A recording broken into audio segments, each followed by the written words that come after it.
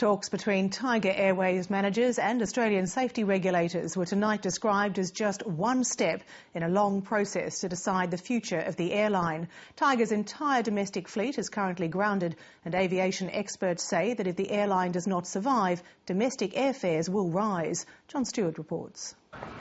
Today, it was all quiet at Tiger Airways check-ins across the country, as up to 35,000 passengers pondered the airline's week-long grounding, and one summed it up.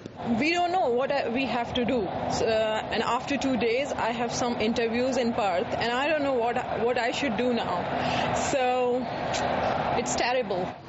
This afternoon, Tiger Airlines management met with CASA, the Civil Aviation Safety Authority.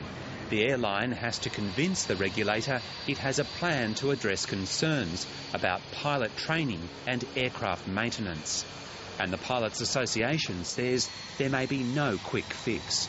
They seem systemic problems, and you can't, as you can't train pilots in a week, you can't train engineers in a week. The skills required for aviation take a long time to come to fruition.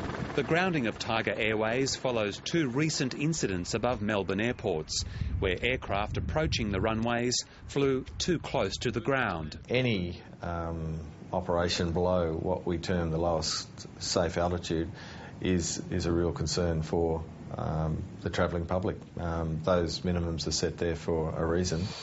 Tiger Airways began operations in the Australian domestic market in 2007, looking to undercut Virgin Blue and Qantas. And now its part owner, Singapore Airlines, wants to do the same internationally.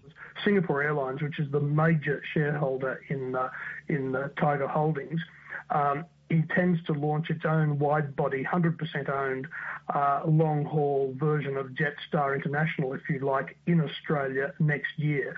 And it would want as much space between this humiliation that's gone on with Tiger Airways and the launching of the yet unnamed Singapore venture.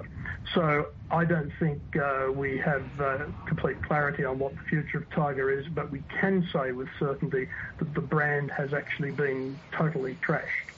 Tiger has until Saturday to convince the safety regulator that it can deal with the safety concerns.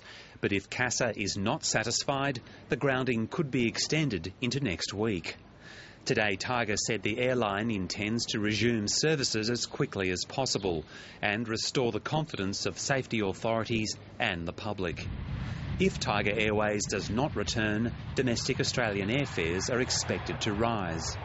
Despite the uncertainty surrounding its future, the airline is still selling tickets online. But tonight, the Australian Competition and Consumer Commission said Tiger Airways should be cautious about selling tickets, as there's no certainty the airline will resume flights this weekend. John Stewart, Late Line.